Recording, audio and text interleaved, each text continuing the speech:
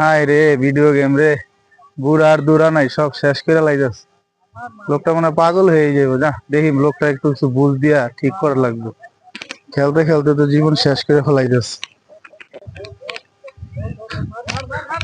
আরে ভাই কারে মারতেছেন ভাই? ও ভাই একটু ঠান্ডা হন ভাই, কি হইছে? আপনি মারতো ভিডিও গেম খেলতেছেন আপনি?